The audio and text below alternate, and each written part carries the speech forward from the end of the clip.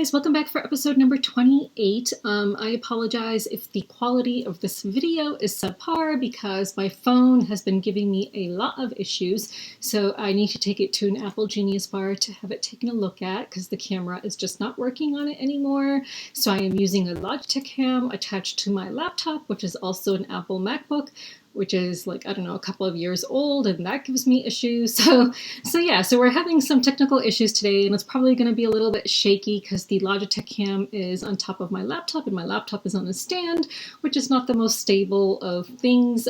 So we'll do the best we can. So I do not blame you if you cannot make it through this video if the quality is so bad, but I apologize for that, and hopefully we'll be back to normal in a week or two or a couple of weeks, whenever. Okay, so we'll see. So anyway, let's get into the games that I played. So I played, the first game we'll talk about is Illumination. So Illumination is a 2021 game designed by Alf Siegert for 1 to 2 players, and the artists are Claire Campen and Jake Thomashow, and it's published by Eagle Gryphon Games. So this is like a tile placement game with a little bit of point-to-point movement. There's some set collection going on. There is some area majority and influence going on. It's a really cool game, and I don't understand why, before taking a look at Eagle Gryphon Games' website to see which games I'd want review copies of, I'd never heard of this designer before. Because now that I've played The Road to Canterbury in this game, like, his games are just so freaking good, and they're just so, like, they have these, like, quirky themes, which I really like. It's just a really good 2-player game. So in this game, you are, I don't know what the term is, but you are competing players who are creating manuscripts. I don't know what you're supposed to be called exactly in this game. If there's an overview, I would like to know what the word is that I'm supposed to be using. I don't know. Okay, but anyway, you're competing players just creating manuscripts, and so each player is going to have their own personal board, and one player is the reverent player, and one player is the irreverent player, and their starting boards look a bit different, as you can see. One player who will be the second player to go, starts out with more coins on their board than this player. This player starts out with 1 coin. And then you will have your monastery map, and there's going to be an abbot that moves around from these different stations. And sorry, the camera's here. I'm just so used to pointing it in a different direction. And then you're going to have the manuscript in the center of the table between you two. So one player is going to sit on like one side up here, and one player is going to sit on the other side. So you'll have 3 manuscripts going across, and you will basically number them from your perspective, like manuscript 1, 2, and 3. And then the other player, it will be the opposite. It'll be like 1, 2, and 3 for them. So each player has their own set of tiles, their own set of money, their own set of cards, and their own set of cubes. So for example, here are the white player's tiles, whereas the black player's tiles will have like, the images will have like a black outline, whereas the white player's tiles will have a white outline, so you can differentiate once they're on the board. And these are the set collection tokens, which I'll get to in a minute. So you are going to have 12 stacks of tiles with 3 tiles each in them. And they're going to be face down. Some of these tiles might give you coins. So like, for example, this one would give you coins, and you would take the coins from the supply and add it to your board. I'll speak about that in a minute. Whereas other tiles will have symbols on them, which will be important for placing onto the manuscript. So, you know, in this game, like most games, you're trying to get the most points in order to win. So you are going to be placing down tiles, onto the manuscript. And when you remove them from your own player board, so you are going to have your player board, and on this section there's going to be tiles. So like, let's suppose you decide to take a tile, the tiles from this column. The top one would go in manuscript 1, the second one in manuscript 2, and the bottom one in manuscript 3, or you can do it from a row. So if you did it from a row, it would be manuscript 1, manuscript 2, and manuscript 3. There are special cards, scriptorium cards, which may give you special abilities to like move around tiles on your own player board, or move around tiles that have already been placed. So we will get into that in a minute, but there are a bunch of different scriptorium cards, so I can just show you some examples. So each player starts with 1 scriptorium card in hand, and then you can use coins from your player board to buy as many as you want. There's no limit to how many you can hold in your hand at a time. And when your turn ends, if you have accumulated coins on your thing over here, or these set collection tokens, which I'll get to in a minute, you want to use as many of them as you can by the end of your turn, or you don't want to have any excess, because any excess out of the 7 spots available here will be discarded at the end of your turn. So when you place down a tile, if you place down a tile on a matching feather, you will get a coin. If you place it adjacent to a color that matches it, then you will get a tile, a set collection token, which will go on your board. And these you can trade in on one of your turns at any point for set collection points. So as you can see, there are different areas, and once you've claimed something, you will put the cube on the part that you claimed so that you will get those points in the end. So you can turn in like the gray ones, the red ones, like, so you can turn in either 3, 4, or 5 to get either 2, 4, or 7 points. And once someone has done that, no one else can put their cube on that specific spot. But in order to do that, you need to move the abbot. So the abbot starts on a station between 2 locations, and you need to pay a coin for each location you want to move him, and he needs to be on the matching location for you to turn in those tiles to get the set collection points. So you are going to even be engaging in battles when you place down tiles. So there is going to be these battle cards. Let me just show, okay, well here, this will show you an example. So this is like a player aid. So it shows you which 2 things will engage in battle if they are closed off. So if there is no more room for other tiles to be put like around them, and you have, like, for example, squirrels next to dogs, and there's no more room for other tiles to be put around them, they are kind of enclosed, then they will engage in a battle, and the one who has the most tiles of, you know, a certain thing will win. So if there are more dogs than squirrels, for example, the squirrels will get turned upside down, and then those tiles will not score in the end. So there is that aspect to the game as well. It is such a thinky game. Like, I am just super duper impressed by it. So I feel like that's kind of like the gist of it. So yeah, so on your turn, you're going to select either a column or a row of tiles and then place them into the books 1, 2, and 3. And then you're going to flip over a new stack of tiles, and you cannot rearrange them before putting them onto your own player mat. So when you flip over a stack of tile, the first top tile will have to go in the first spot, empty spot, then the second one in the second empty spot, and so on. In the beginning of the game, you are going to select a crusade card, which will indicate which extra points you might get. So if you manage to destroy a certain number of tiles of that kind during the game, then you will get a certain number of points depending on how many tiles of that kind you were able to destroy. So that's also kind of like a secret objective that you will have throughout the game.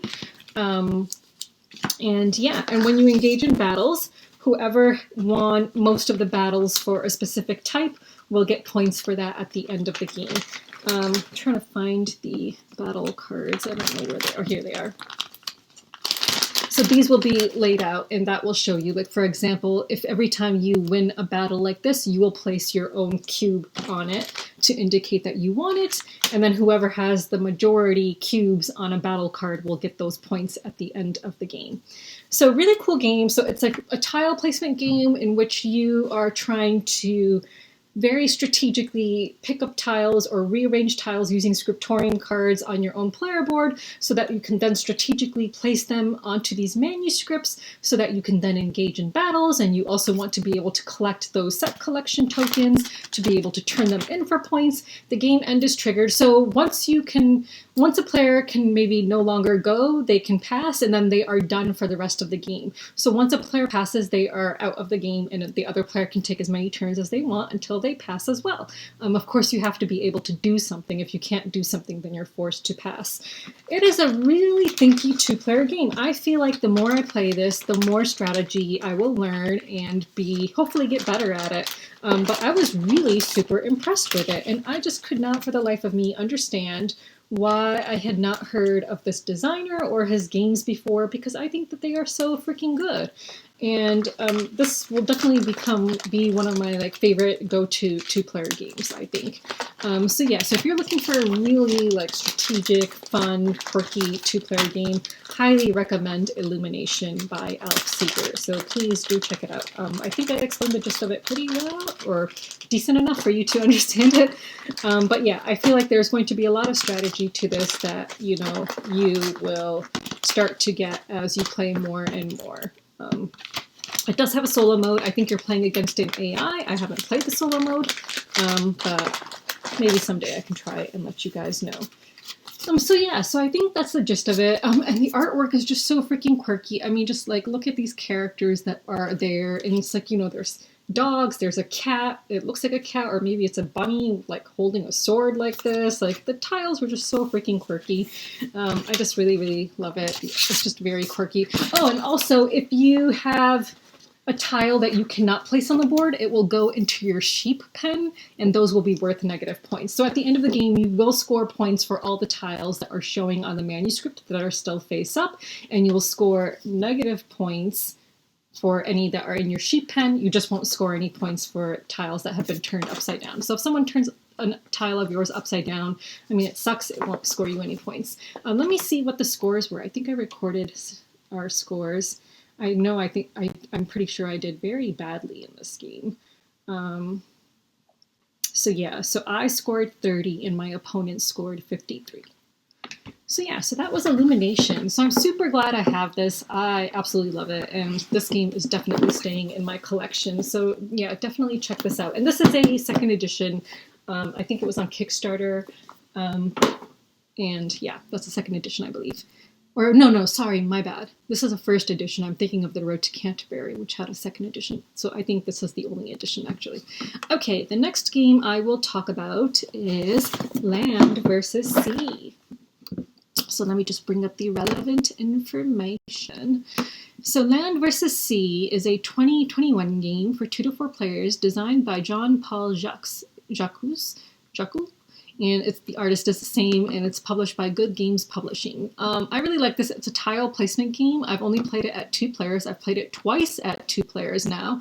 So I played it as both. The first time I played it as sea, and the second time I played it as land, just to see if maybe, not that you could really tell from just 2 plays, but I just wanted to get an idea of whether playing as one is harder than playing as the other.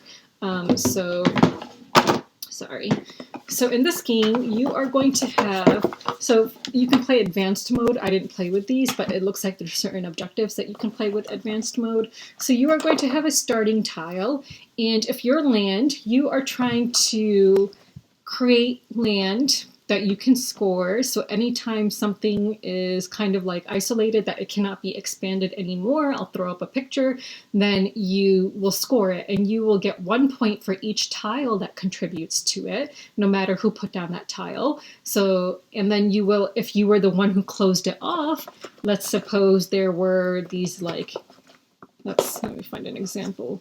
Come on. Okay, like let's suppose I had an area of land that was scoring, and I was the one who closed it off, then I would also get 1 point for each of those X's that is in the area that is being scored.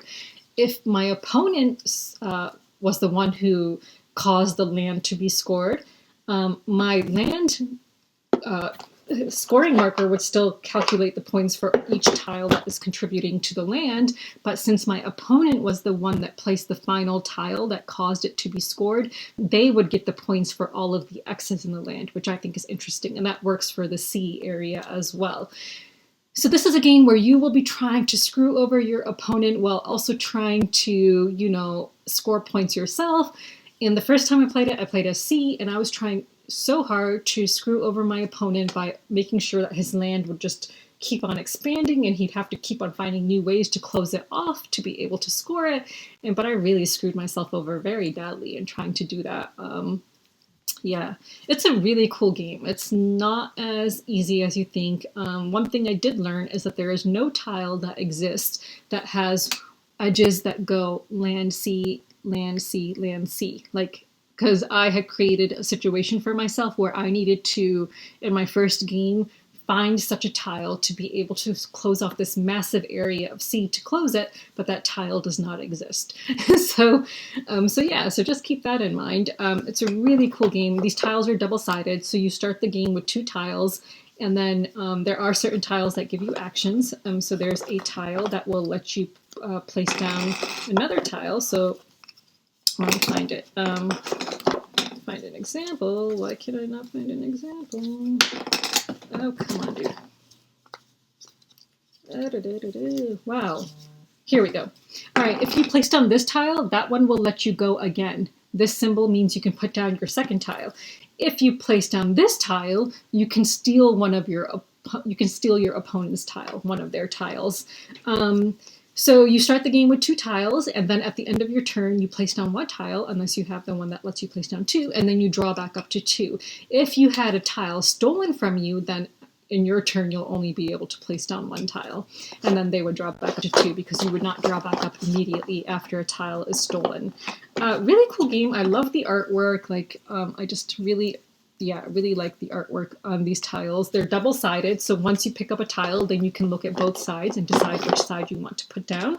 There are these special tiles. There's this one special tile, which is the land and the whirlpool and volcano tile, which the rule book will explain what that's for. So if you are a person who created a hole in the map that has all the edges of one thing, either land or sea, then you get to place the special tile in the center, which will score mega points for whoever finishes that area. So if it's at water, it'll score that many X's in there, and then the land will score that many X's. So that's a special tile that you can place if you have created a hole in the map and that needs to be filled with that tile, because it's the only tile that is completely solid that exists. Yeah, so it's a really cool game. I really liked it. I had a coupon for Barnes & Noble, and I've been wanting this game for quite some time. I was a bit hesitant to reach out to the publisher because I still have some of their games unplayed that they sent to me. So I would have felt bad asking them for a review copy, so I had my eyes on this game for a very long time at Barnes & Noble, and then finally they sent out a coupon for 20%. So I was like, yes, I can finally buy this game, and I'm so glad I did. I'm definitely going to play it again. I think it's a really great 2-player game. I've heard it's fun at 3 players as well. I've heard that they do not recommend it at 4 because then you're just kind of playing in teams. And then, of course, there are these like advanced modes where you can also have like certain objectives, I believe, if you're playing, if you're a more advanced player. So I would like to get to that point as well. So yeah, so this was a really great buy, I think. I really, really liked it. So if you haven't checked out Land vs. Sea, highly recommend it. Yeah, the next game I will talk about is another 2-player game. Let's just stick with 2-player games for now. Curious Cargo. So Curious Cargo is a 2020 game. This is designed by Ryan Courtney. The artwork is done by Kwan Chai Moria, and the publisher is Capstone Games. So this game I've played a lot of times, well, maybe not a lot, but like at least 5 or 6 or 7 times, and I've lost every single time. There are multiple kind of like maps, like areas that you can use in this game, but you and your opponent each need the same one, and they will be placed head to head. So let's look at these ones, for example, because this is the one I played with last time. So I believe it will look like this. So one person will be sitting on one side here, and then the other person will be sitting here, and you are going to be connecting pipes to your loading and unloading docks, and you want to load those areas, the trucks that will come in with cargo. Oh my god, I really, really suck at this game. So you're going to have your own player board in which you're going to have like cargo, and once you've created a connection with a bunch of these different tiles, then you'll be able to, I'll throw up a picture because it's kind of hard to show. There is an advanced mode with purple. I've never played with that because that would be 3 different types of cargo, and I can hardly even handle 2 in this game. So you are just basically trying to create pipelines that connect to these loading docks, and then you want to receive cargo. So once you have loaded your trucks with cargo, the more trucks you start pushing in, it'll start entering the other player's receiving zone. So they're going to be trying to also create connections so that they can receive the cargo and put it onto the receiving area of their player board. I feel like that part is kind of random. The receiving, I feel like, is completely random, unless you are like a super genius and you can somehow pay attention to which connections your opponent is making and determine which like size trucks they're going to use and which size trucks are going to come in and where they might come in. Like, I think the receiving part is just so random and really difficult to plan for. So for someone to fill up their receiving side of the board and get those bonuses, I think is really, really difficult. I think that's a total crapshoot. That's just my opinion. I'm sure there are geniuses who play this game and they can actually figure that out. I cannot. So yeah. So in this game, you know, you have the construction phase and then the trucking phase. So during the construction phase is when you're like, you know, you have 3 action points. So you can either pick a tile from the bag or put down a tile. That counts as an action. If you manage to cover one of these construction tokens, you will be able to use that for 2 more action points. Then under the trucking phase, you have these trucking cards, and that's when you can turn in a trucking card to get that specific truck and then push that truck along, or you can turn in the card to get that many pieces. And then those pieces will have to go into your storage. And when you put pieces into your storage, you have to be mindful of which place you're putting them in, because you cannot just look through the storage to decide which tiles you want. When it's during the construction phase, you always have to take one from the top of the storage if you're not putting down a tile that you just drew from the bag. I think this game is super hard. I really, really suck at it. I just cannot. My brain just cannot handle this game. But I like, you know, I like the puzzle of trying to create these connections on my board. I just really, every single time I've ever played this game, I'll like all of a sudden think I've completed a connection and then I realize I've made a connection to nowhere. Like, that's happened to me multiple times where I've put down a tile and I'm like, oh yes, I've done it. And then I trace it back and it's like, oh no, that was the wrong set of pipes. Like, I've done that so many freaking times in this game. Yeah, maybe I'm just an idiot, but I really like it. I think it's fun. I just really, really suck at it. And there's, you know, the maps vary in difficulty. It comes with a bunch of different like factory floors that you can choose from.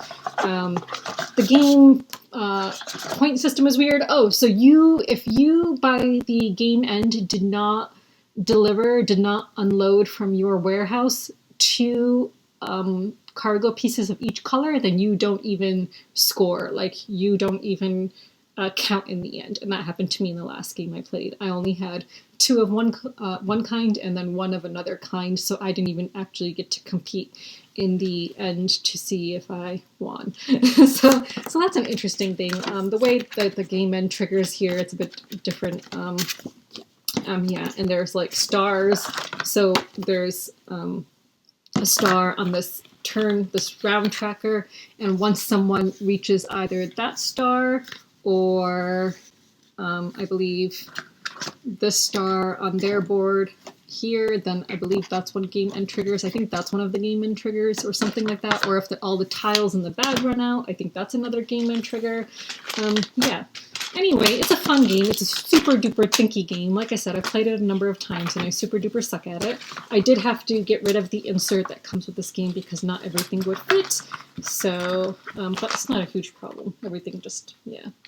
So anyway, so that's Curious Cargo.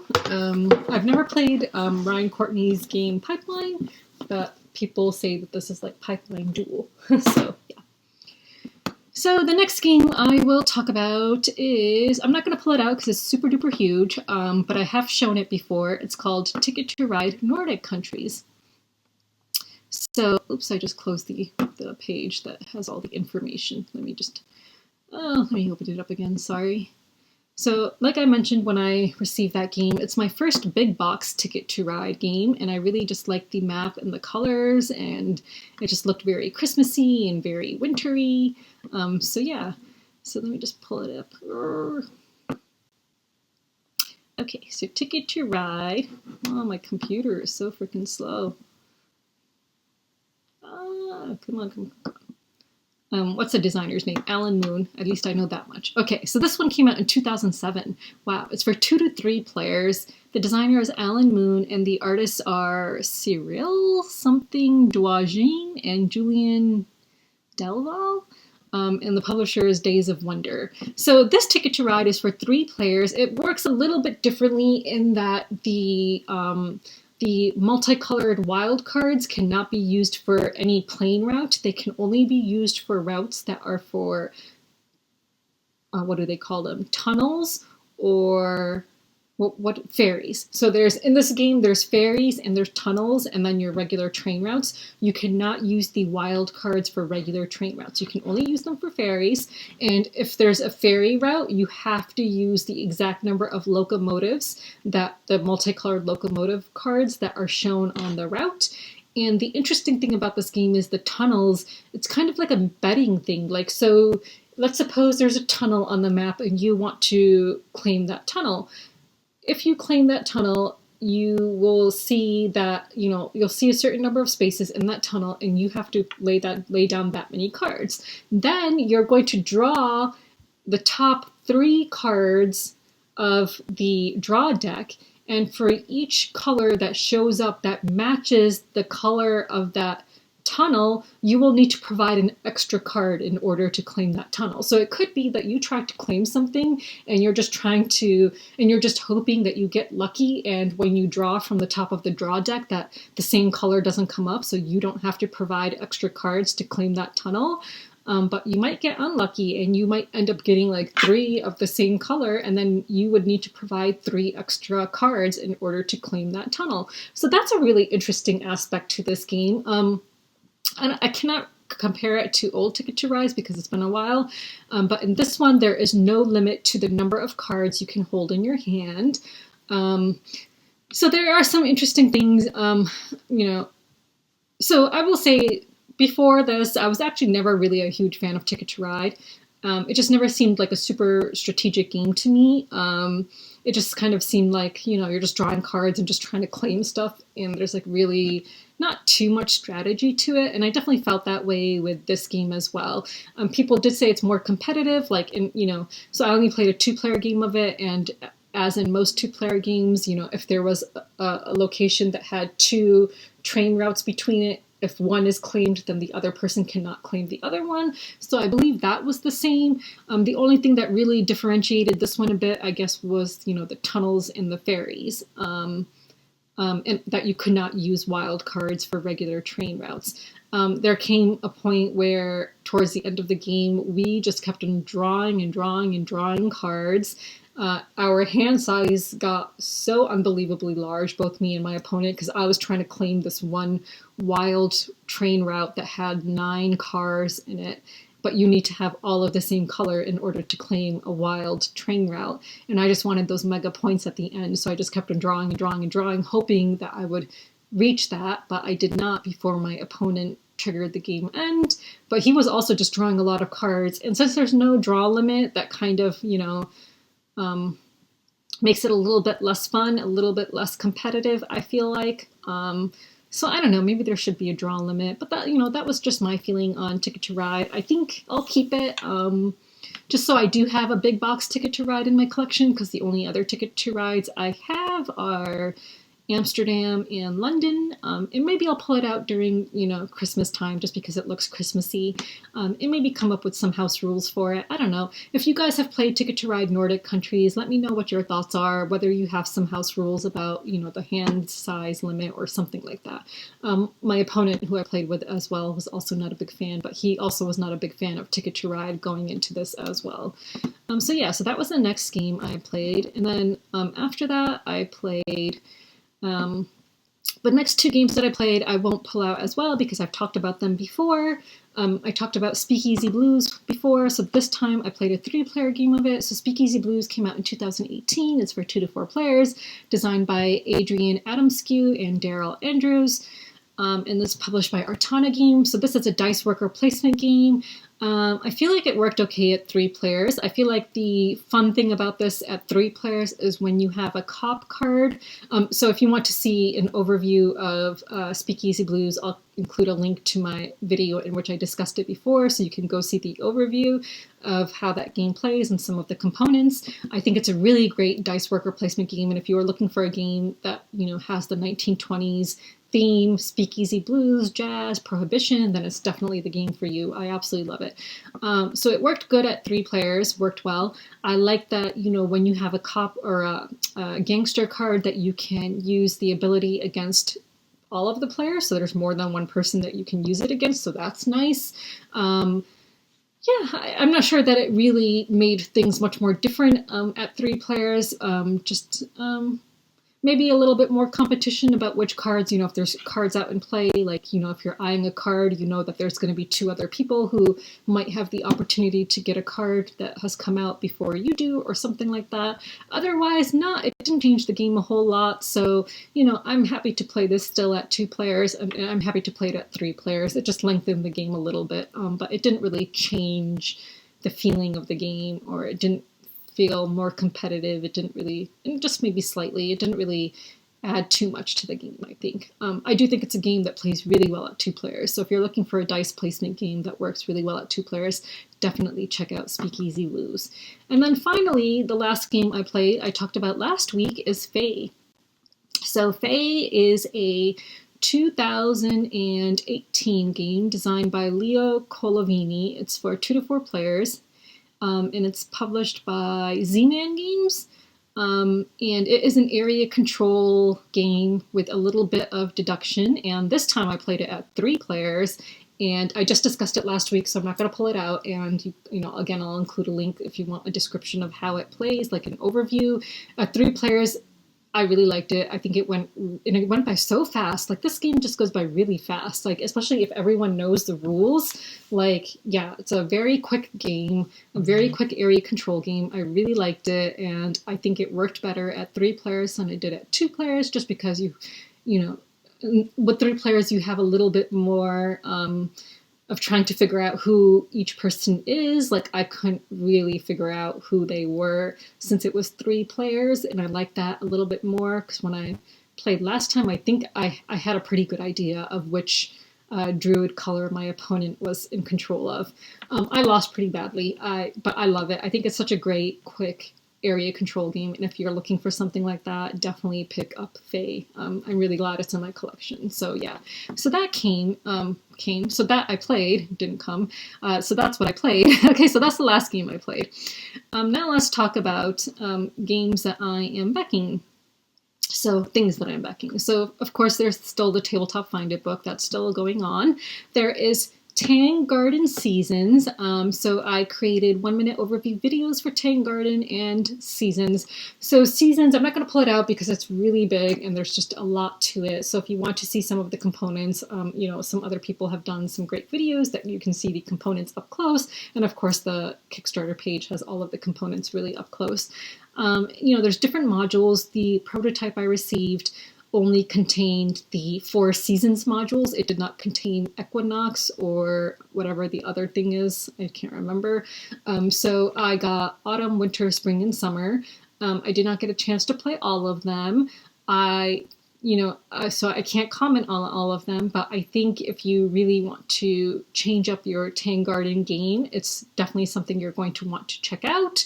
You know, it does make each game different. Like with autumn, you're going to have like this kind of I don't know how to describe it, because you're picking up leaves and you're kind of like, you kind of have to pay attention to what other people are doing and you might end up losing track.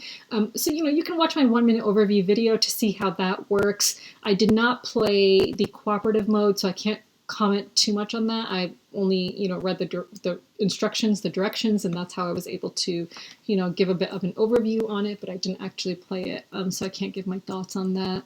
But yeah, if you really just want to spice up your Tang Garden game, then I think it's worth checking out. You know, it's the final expansion to Tang Garden, so there won't be any more after this, and they have a big box as well included in this campaign. So yeah, so I'm backing that at the $1 level.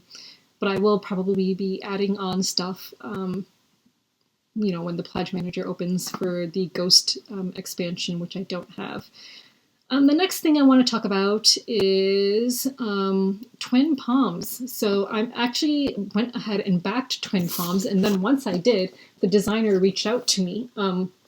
So I had backed this game on Kickstarter because I had heard from a friend of mine. So Randall, the CEO of Eagle Griffin Games, had posted on Facebook weeks ago that this is a really good trick-taking game. So once I saw it on Kickstarter, I got really excited and I backed it. And then the designer messaged me and asked if I would actually like to check it out, which of course I was like super excited about. So yes, so it got sent to me and it actually just arrived today. So this is a trick-taking game for 2 to 5 players, and people have said that it's a really unique trick-taking game because it has both a bidding and a betting aspect to it. So I hope that makes sense. So you are bidding on how many tricks you think you can win in a certain round, and then you're placing a bet on that bid that you just made. So there's different modes of this game. There's 3 different suits in this game.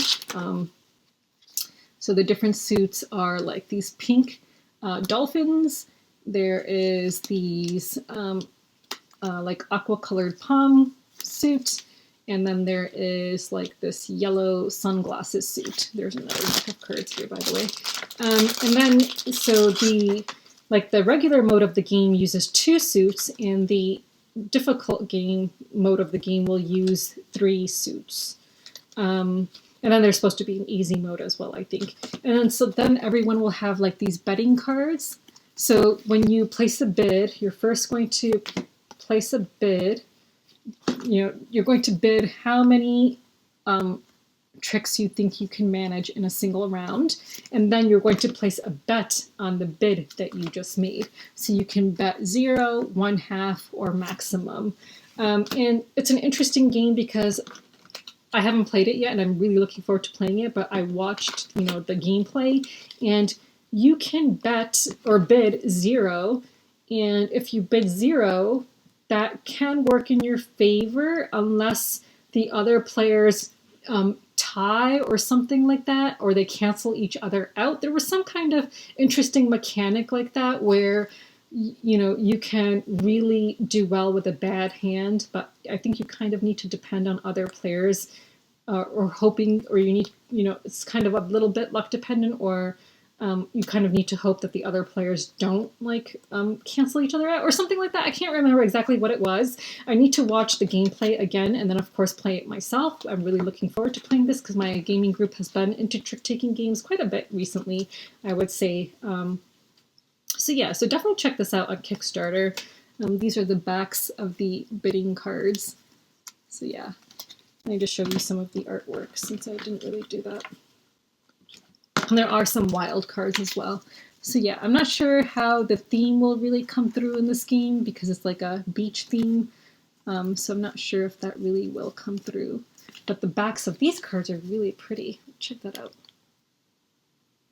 I don't think the camera will focus. Okay. Yeah, and then I don't know what this is. I think maybe some player aids. Yeah. And then it comes with the money, the sand dollar tokens. So yeah, so I'm super looking forward to playing this, and then this is the round tracker. And yeah, and that's the back of the round tracker. That's really pretty. I really like the artwork. It's pretty unique.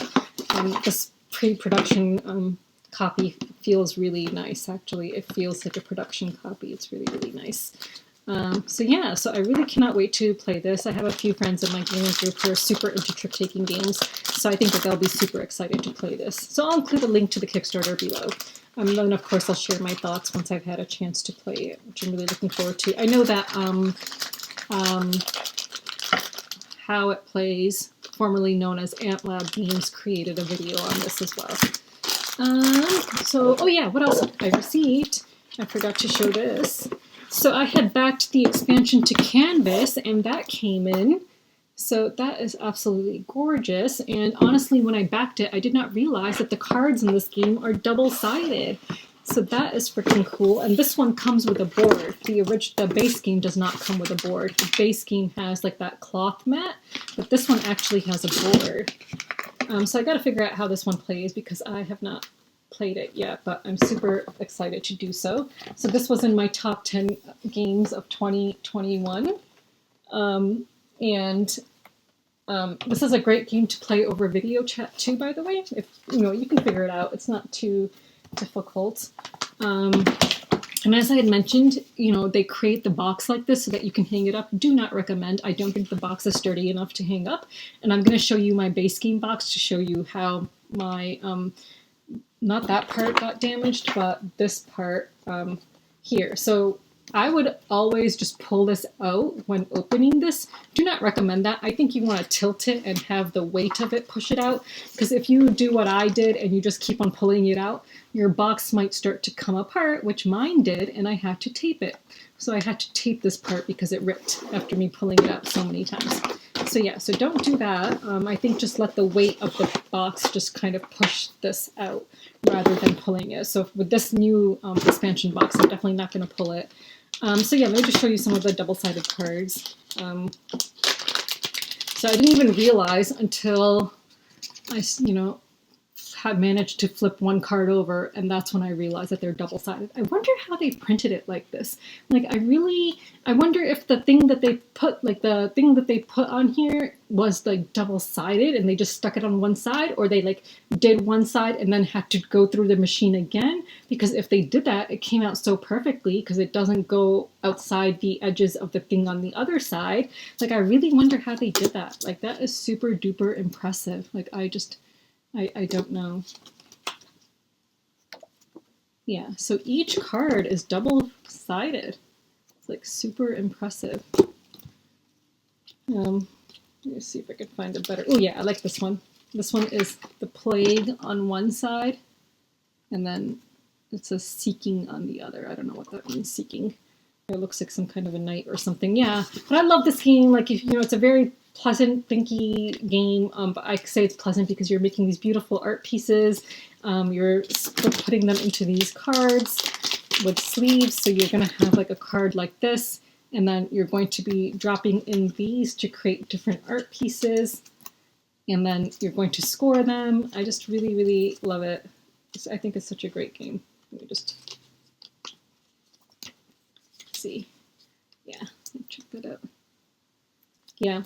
I really suck at this game. So you're going to have different scoring cards, and you're going to be trying to like get different symbols and try to match up different, meet the different objectives, the scoring cards. I'm really, really bad at it, but I really, really like it. So yeah, if you don't have Canvas, highly recommend this game. It's really beautiful, really thinky. I really, really like it. So that arrived. And then another game that arrived, which I totally forgot was even coming. I had done a overview for the game Monstrosity. I'm not sure if I'm going to open it because I really have so many games and I really need to get rid of a bunch of them. So I don't know if this is one I'm going to keep yet, but my production copy of Monstrosity came in. It's like a game where you are just constructing different monsters and just trying to score the most points, like you're, including feet, a head, and a body. So that came in, and it has a bunch of playmats as well. So these are really, I guess it includes playmats for each player. So I totally didn't realize this was coming, and when I opened it, I was very surprised. so that came in. So yeah, I think that's it. Oh, games I'm culling. So I have decided to cull a game. So I was rearranging my shelves, and hidden behind some of the games I had up there, because before I used to have Brussels, so you could see it. I was just figuring out which games to get rid of, and I was just trying to make some more room. I've been doing a lot of reorganizing. My apartment is a giant mess right now, but I've decided to cull The King is Dead by Pierre Sylvester, published by Osprey Games, just because I feel like I like the game Brian Boru better, and that's another one of his games, which is kind of similar to The King is Dead, but I think it plays better than The King is Dead. I feel like they're both like area control games, but and I don't think The King is Dead is a trick-taking game. Brian Boru is a trick-taking game, but they still seem a bit similar to me, and I feel like I don't need both of them. And, the artwork and the map kind of feels a bit similar to me, even though they kind of take place in different locations. So I know that they're not exactly the same thing, but I have so many games, and I really need to make room in my apartment. So I've decided to call The King is Dead. I don't own Brian Burrow, but someone else in my game group does. So I just felt like I don't need it. So it's really hard for me to decide when to, decide which games to call. I need to get better about that. But yeah, so that's one game I've decided to call, and I know I need to add a lot more to the collection, the Culling collection. But there we go. So now let's move on to the question that I want to ask you guys. I didn't receive any questions myself, but I have one for you. So last night I had a friend come over and we were playing a game, and then the game Abomination, the Heir of Frankenstein came up in conversation because I was mentioning to him how Trey Parker listed that as one of his top 10 games of all time on his Dice Tower, the top 10, which I watched when it was on live. And we had played that game. I've played that game maybe 2 or 3 times, and I really love it. It's like probably one of my top 10 games of all time too. And we were talking about how when we played it, it was still a very long game, and my friend thought we played it at a 3-player count, and I was like, no, we played it at a 4-player count. And I even remembered, like, when we played it, I remembered who all the players were. We played it in 2020, by the way.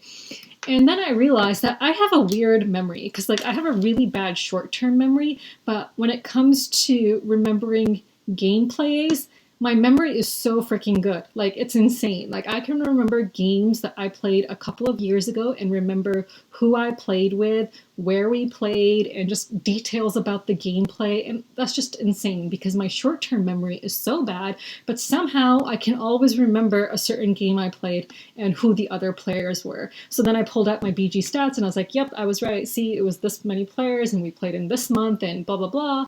And I think it's just so weird how I can remember stuff like that. And it's not the first time I've done that. Like, I've been sitting around with friends and I can recall gameplays from years ago and recall who was playing that one specific game that we played and maybe like a fun moment from that game. It's just insane. Whereas my short-term memory, like sometimes I'll be like, working on something else and my short-term memory is so bad that I cannot remember like something I did like just a couple of minutes ago when I'm like working on something or a game that has a memory element to it. I'm terrible at games with memory elements because my short-term memory is absolute crap. But then I have like this really insane good memory when it comes to useless crap that I do not need to remember. I had an ex who actually used to say that. He used to say that I was really good at remembering useless shit, and he wished I could use my memory for things that were more useful. So yeah, so I just wanted to know whether you guys are the same way. Like, we play a lot of games, us gamers, and I want to know if you can remember games that you played a few years ago, remember who you played with, remember where you played it, remember maybe some moments from that game. Are you able to do that as well? I would just be curious to know if you are able to do that. I think one of the reasons I can do that is maybe because I love gaming so much that these experiences really stick with me, whether they're good or bad experiences. Like, I can also remember bad gaming experiences and remember who played the game with me when I didn't enjoy a particular game and where we played that game. So I'm just curious whether you guys can do that too. But I think it's because gaming is so important to me, and that's why my memory is really good when it comes to recalling the games I've played and with whom, but then short-term memory is seriously terrible. So yeah, so that's my question for you guys. Can you remember your gameplays? Let me know. So I hope that the next time I record a video, I will have, a working phone and that it will be good. And also next week, my video will not go up until Sunday because I have a really big deposition on Friday. So I will not be able to use my lunch break to record a video on Friday. So I'll have to record it on Saturday. So the video might go up later on Saturday or on Sunday. And then the following week, I'll be in Florida. So there won't be a video the following week. Yeah, so there's that. And my travel plans keep on changing. Now it turns out I'm actually going to be going to Europe alone instead of with my sisters. It's a long story, but it has to do with the vouchers and prices having increased and stuff like that. So yeah, so I'll be going to London by myself, I think. So now that I'm going by myself, there's really no rush for me to like book my ticket and figure out exactly when I'm going, but it'll probably be in May or June, I think. Probably May, towards the end of May. And I might try to visit like another country as well, since It's just me that's going to be going. So yeah, so once it gets closer to that time, I'll discuss that again. So yeah, so until next time, guys, bye.